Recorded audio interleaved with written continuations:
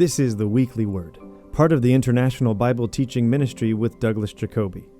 Today we're talking about metrics, the open door, and Christ, the Firstborn. Why is Christ called the Firstborn of all creation? Click for an interesting article answering this question. Also, by clicking the link provided in the description of this video, you can read an interesting article called Tent Maker by Mukund Mishra from India. The idea of a tent maker strongly connects with Douglas's research on pulpit culture. I believe this concept challenges us to realign with our churches and bridge the gap between clergy and laity. Click for the full article. Some great quotes from Renaissance by Os Guinness. Today and in the coming weeks, this bulletin will again feature thought-provoking questions. The full title of the book is Renaissance: The Power of the Gospel However Dark the Times.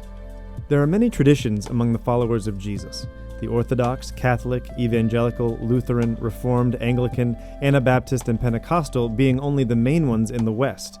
But an important fact has grown clear over the last generation.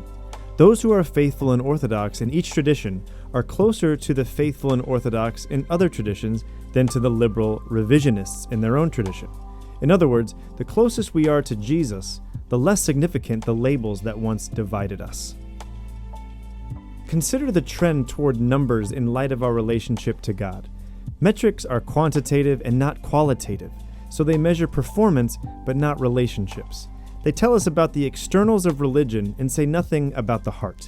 Metrics, for instance, can tell us what husbands spend this year on Valentine's cards and gifts for their wives, but not whether the cards and gifts express their love or their guilt at not loving their wives as they once did.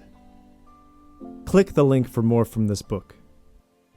The Open Door, Geneva, May 11, 2025.